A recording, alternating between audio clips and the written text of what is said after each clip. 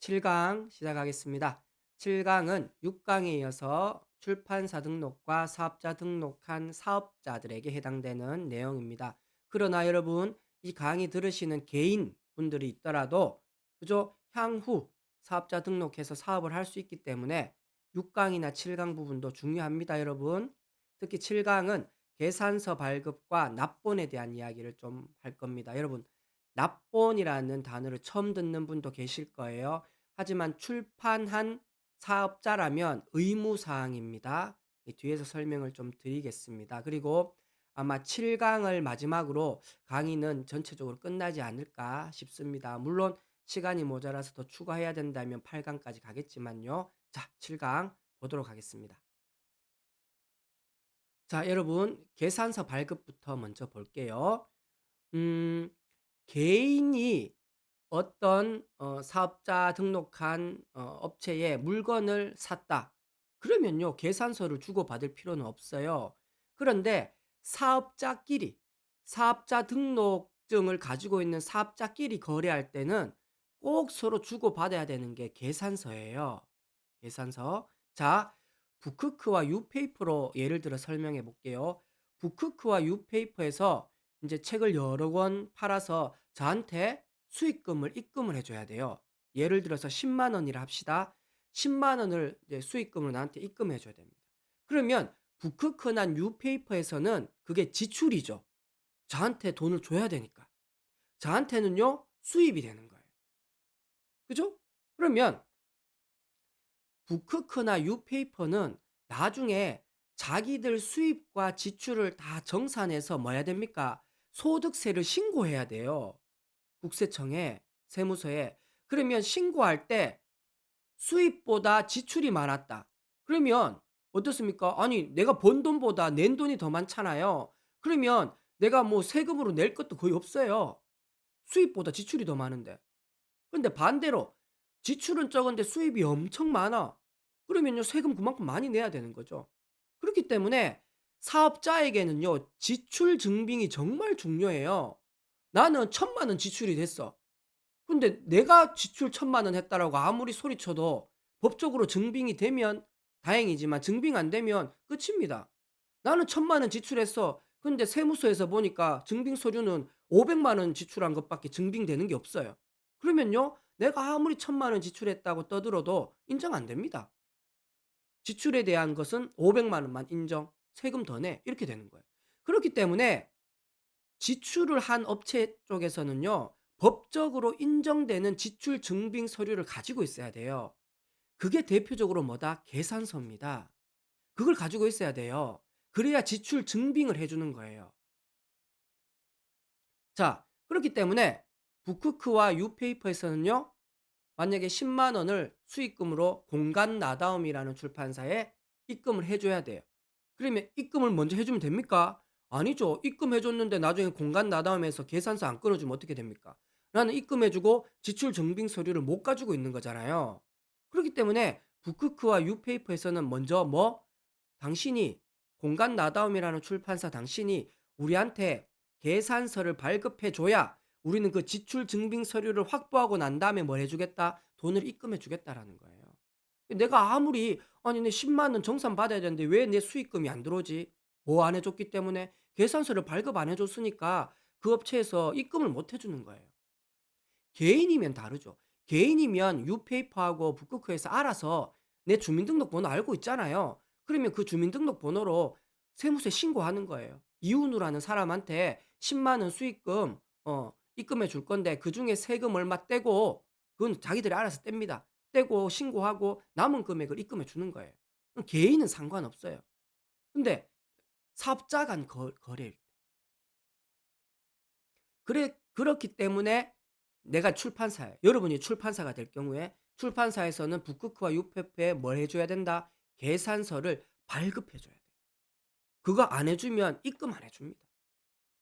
이게 그 계산서 발급이 중요하다 이거예요. 자, 여기까지 이해가 되죠? 그러면 계산서 종류도 두 가지예요, 여러분.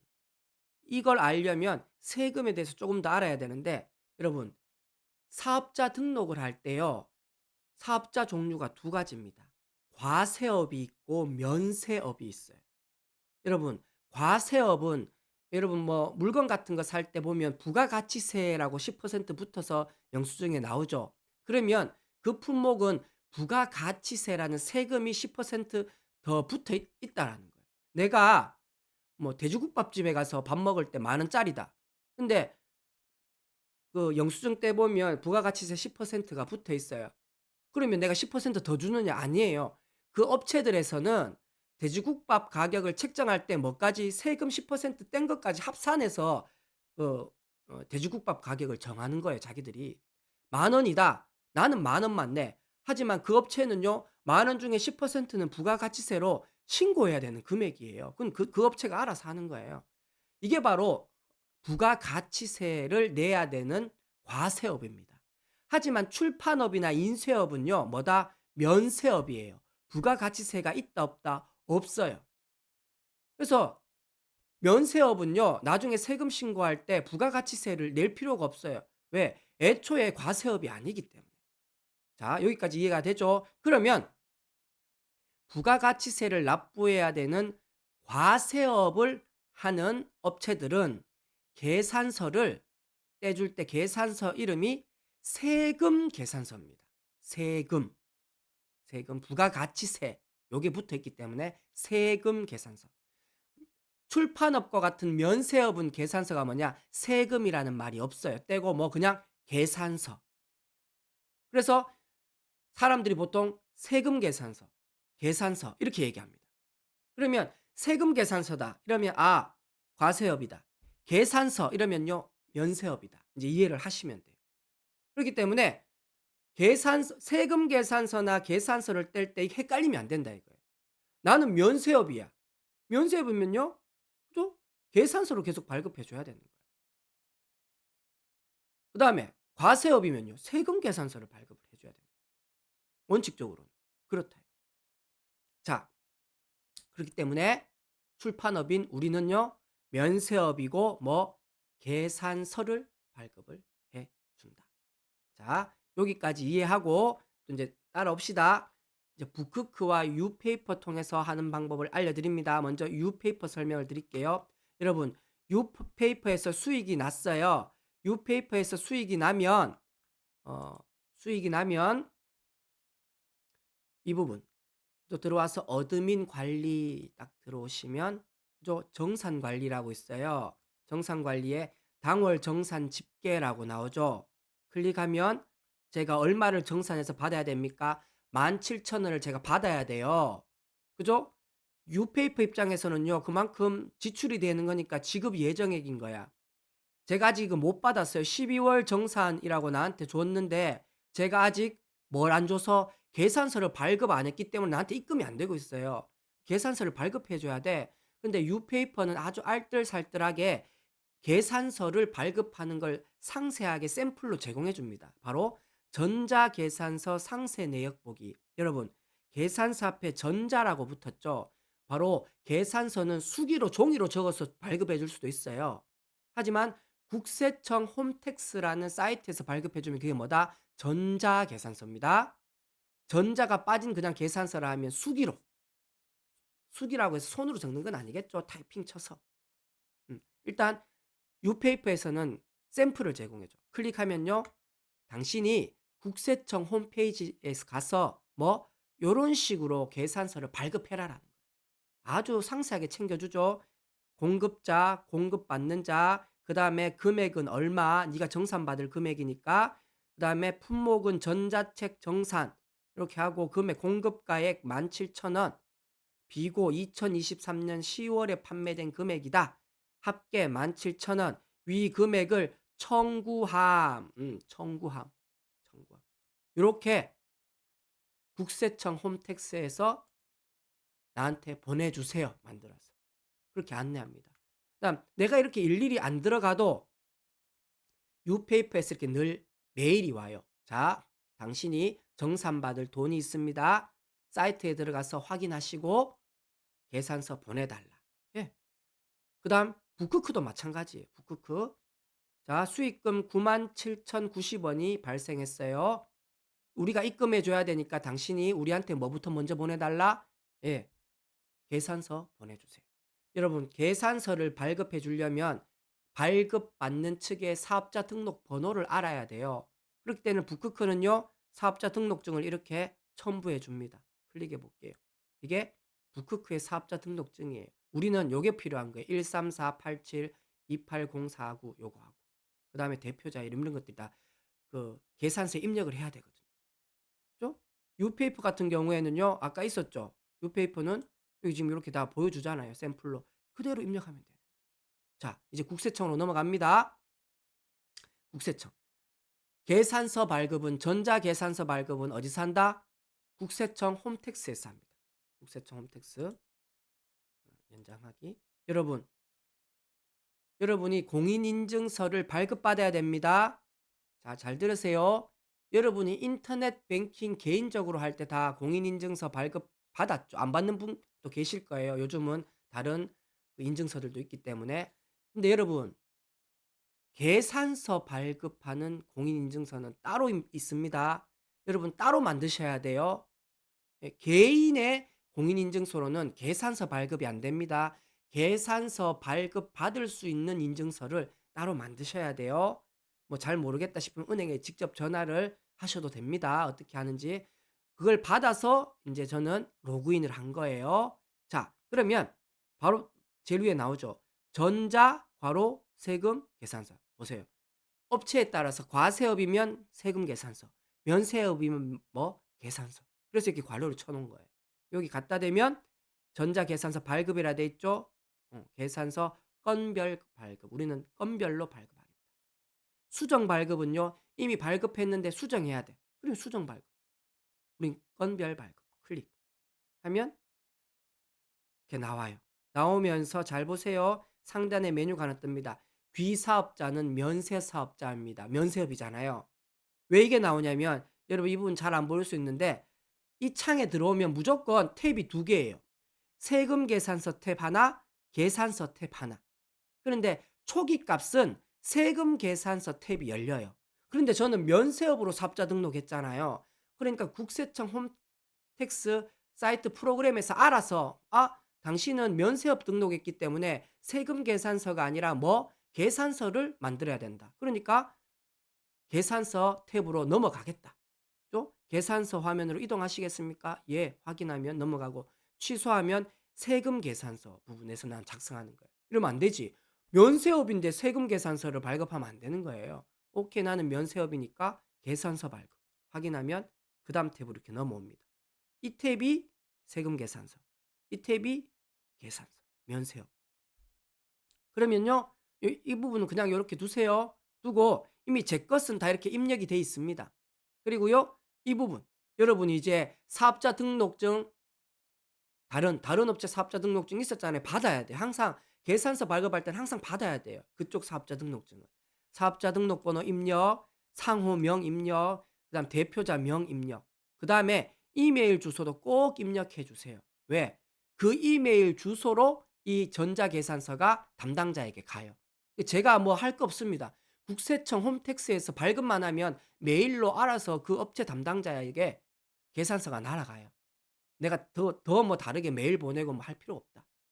저 같은 경우는요, 거래처 관리 이미 계속 제가 유페이퍼나 북크크 같은 경우에는 발급했잖아요. 그러니까 발급한 곳이 있으면 클릭, 유페이퍼 클릭, 예, 해서 뭐 등록, 그죠? 이런 식으로 해서 다시, 예, 내가 입력할 필요 없습니다. 이 거래처 관리가 아니네요. 관리는 이제 등록할 때 관리고, 거래처 조회, 거래처 조회해서 유페이퍼다. 제가 이미 몇 번씩 계산서를 줬기 때문에 이제 등록돼 있는 거예요. 그다음에 유페이퍼 클릭하고 확인하면 알아서 정상적인 사업자 번호입니다 하고 여기에 이렇게 입력이 됩니다. 제가 한번 입력하고 난 다음에 거래처 등록을 한 거거든요. 그러니까 이메일 주소까지 이렇게 딱 다 들어가 있다. 그리고 난 다음에 이 부분은요, 아까 전에 유페이퍼 들어가니까 이렇게 그대로 해달라고 했잖아요. 이대로 똑같이 쓰는 거예요. 똑같이 쓰는 거예요. 어, 똑같이 쓰시면 된다. 그다음 만약에 북크크다. 똑같습니다. 지금 내가 이게 작성하는 날 뭐 오늘 뭐 28 일이면 28 일. 그죠? 품목 그냥 이렇게 2월 수익금 몇 월 수익금 적으면 돼요. 규격, 수량 이런 거 적을 거 다 없습니다. 그냥 공급가에 북크크에서 "얼마 정산합니다."라고 메일 받았잖아요. 그 금액을 그대로 적는 거예요. 적고 그다음에 뭐 청구함 하고 발급하기 하면 끝입니다. 그러면요. 그 메일을 북크크나 유페이퍼에서 확인하고 등록되어 있는 제 계좌로 입금을 해 주는 거예요. 그러면 계산서를 제가 발급했기 때문에 이게 인제 세무서의 서류로 남아요. 공간 나다움에서는 뭐 제 매출, 제 수입으로 잡힙니다. 그다음에 유페이퍼나 북크크에서는요. 그 사람들 지출로 지출 증빙 서류로 국세청에 자동 등록되는 거예요. 나중에 따로 뭐 내 매출 얼마 그다음에 내 지출 얼마 입력할 필요가 없어요. 왜? 국세청 홈택스에 전자적으로 등록이 돼 있기 때문에 자체적인 전산에 다 남아 있어요 이제. 그래서 계산서를 서로 주고 받고 한다. 수기 계산서일 경우에는 등록해야 돼요. 우리는 전자계산서로 국세청에서 하기 때문에 국세청 세무서 전산에 다 남아 있다. 수기 계산서는요. 담당자가 일일이 다시 업로드 시켜야 돼요. 국세청 홈택스에. 이게 바로 계산서의 개념입니다, 여러분. 쭉 제가 인제 그 부분 설명을 이렇게 드린 거예요. 드렸고 그다음 이제 마지막 납본하기. 여러분 납본은 출판이나 뭐 도서관계 쪽에서 굉장히 많이 사용하는 단어인데 납본 이 납이 드릴 납입니다. 어디로 드립니까? 보통 본은 책을 본이라고 많이 한자를 씁니다. 책을 드린다. 어디로? 도서관. 어느 도서관요? 우리나라의 가장 우리나라 국가도서관이 어딥니까? 국립중앙도서관이거든요. 우리나라를 대표하는 도서관이 두 곳입니다. 국가도서관인 국립중앙도서관, 그다음요 국회도서관. 이 두 개 도서관이 거의 우리나라를 대표하는 도서관이라고 보시면 되는데 이 두 도서관에 내가 우리나라에서 출판을 했다. 그러면 법적으로 내가 출판한 책을 두 도서관에 보내야 돼요. 그걸 납본이라고 합니다. 납본. 도서관으로 보낸다. 도서관으로 도서관 입장에서는 도서관에 드린다. 왜 그렇게 하느냐? 여러분 국립중앙도서관은 우리나라 국가도서관으로서 우리나라에 출판되는 모든 출판물을 매년 모아서 목록 작업을 해요. 어. 왜? 그게 법적으로 국립중앙도서관이 해야 되는 업무 중에 하나입니다. 한국이라는 나라에서 그 해에 어떤 출판물들이 어떤 종류가 몇 부 출판됐는지 그 모든 리스트들을 모아야 돼. 그게 매년 나와요. 국가서지라는 이름으로 모여서 출판물 리스트들이 나와요. 그렇기 때문에 내가 ISBN 번호를 받는다. 이 말은 이미 국립중앙도서관에 내 책이 뭐 이미 전산으로 등록돼 있습니다. 그럼 내 책이 출판될 거라는 걸 국립중앙도서관에서는 ISBN을 부여하면서 이미 등록된 거예요. 그렇기 때문에 여러분이 출판한다 하고 ISBN을 신청하잖아요. 그리고 출판했잖아요. 나중에 우편물이 하나 날라와요. 납본하세요.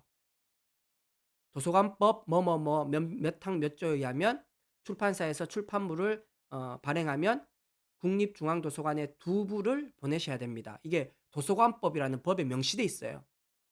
그다음 국립중앙도서관뿐만 아니라 국회도서관, 국회도서관법에 의해서도 국회도서관으로 두 부를 보내야 됩니다. 여러분 왜 두 부를 보내느냐? 한 부는 보존용. 여러분 우리나라에서 출판되는 모든 출판물들을 국립중앙도서관은 보존해야 돼요.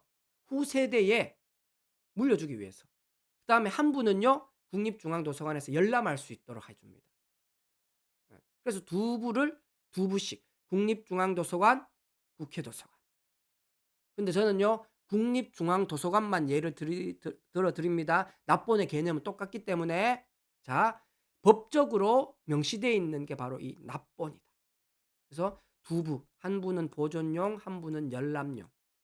그다음에 도서관법에 의해서 납본 받은 자료에 대한 정당한 보상을 해야 한다.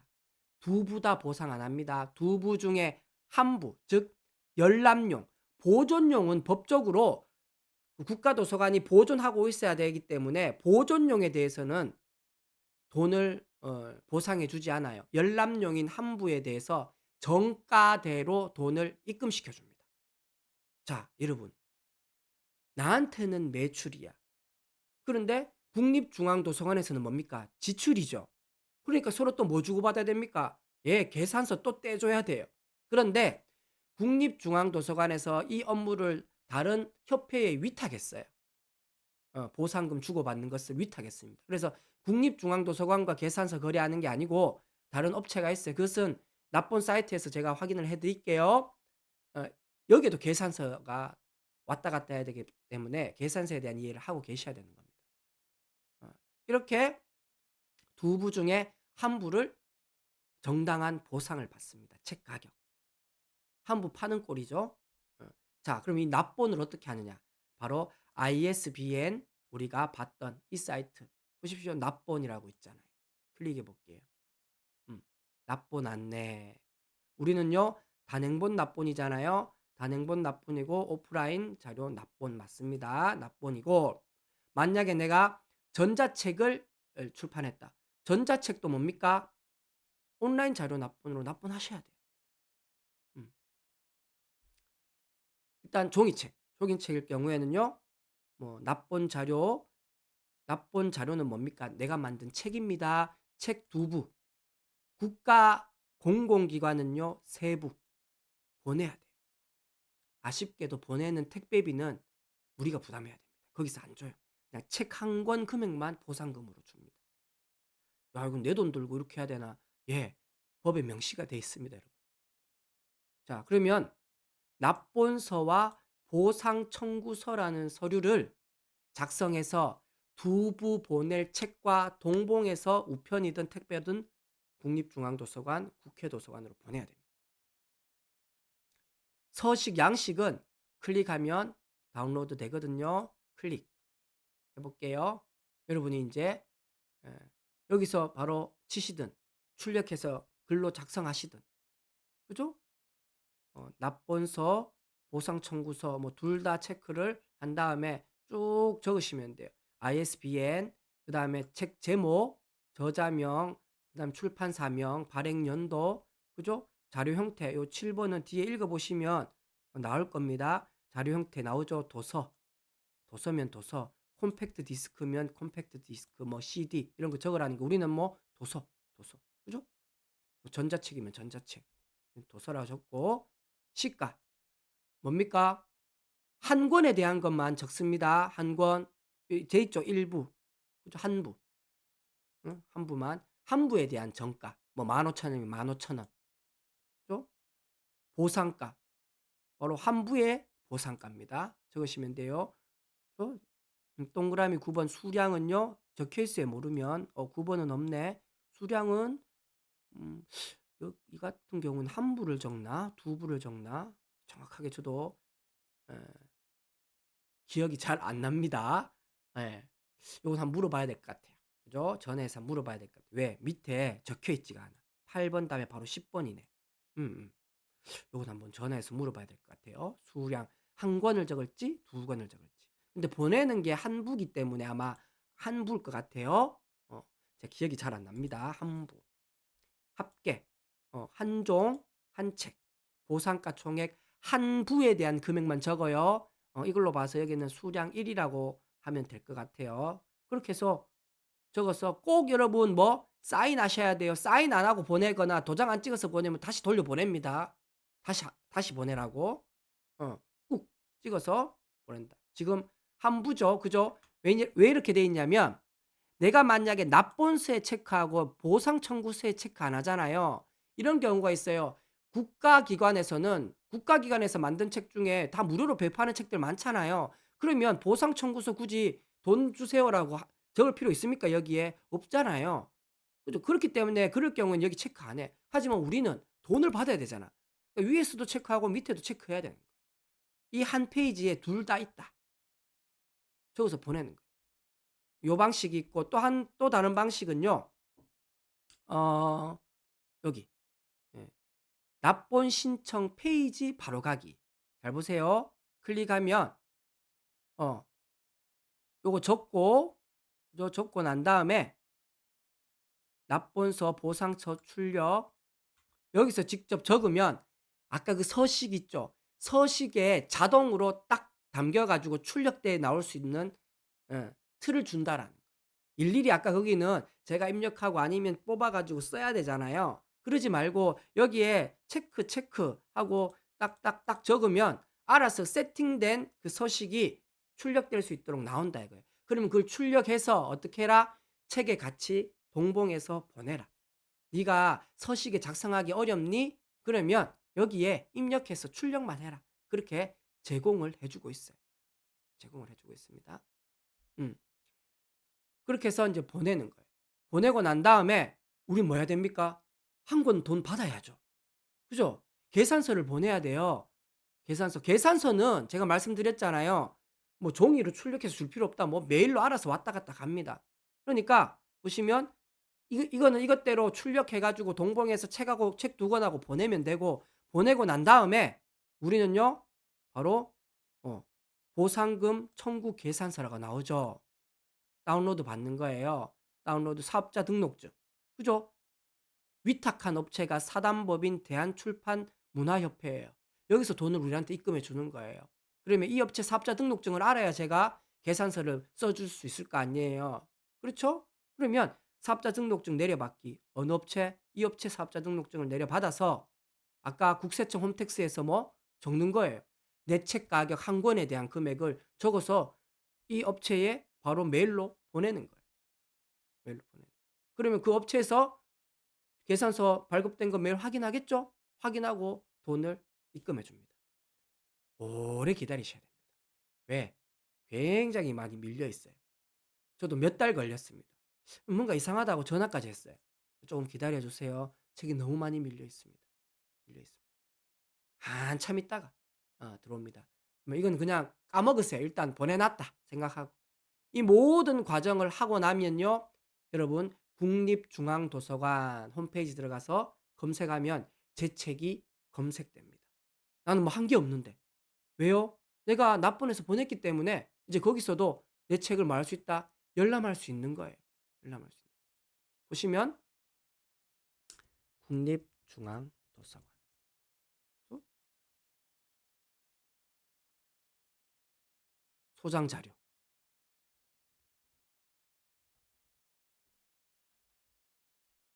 나오죠? 4층 도서 자료실에 비치돼 있다. 제가 두 권 보냈잖아요. 한 권은 열람용으로 국립중앙도서관에 비치돼 있고 한 권은 보존용. 후대에 내 책을 계속 보존용으로 가지고 있겠다라는. 클릭하면 제 책에 대한 이제 내용들이 이런 부분들은 제가 등록할 때 ISBN 등록할 때 그다음에 국립중앙도서관 납본할 때 기본적인 내용들이 이렇게 들어가 있는. ISBN을 발급해 주는 데가 어딥니까? 국립중앙도서관 산하 센터잖아요. 다 정보들이 연동돼 있는 거예요, 여러분. 예. 다 연동돼 있는 거예요. 자, 이렇게 하면 제 책에 있는 내용이 다 정리가 됐습니다. 아, 이렇게 하면 여러분 파트 1 부터 들으신 분은 이제 파트 3 까지 모든 강의가 끝이 났습니다. 제 마음 같아서는 들으시는 개인분들 출판사 등록하고 실제 사업자 등록까지 해서 내 출판사 이름으로 주문형 출판을 해 보세요. 그리고 이게 조금 쌓이면요. 이제는 주문형 출판이 아니라 그냥 내가 인쇄소에서 그죠? 표지 디자인하고 내가 내지 디자인해서 인쇄소에 맡겨서 인쇄소에서 1,000부, 2,000부 찍어 가지고 그죠? 내가 유통시키겠다. 이게 일반적인 독립 출판이죠.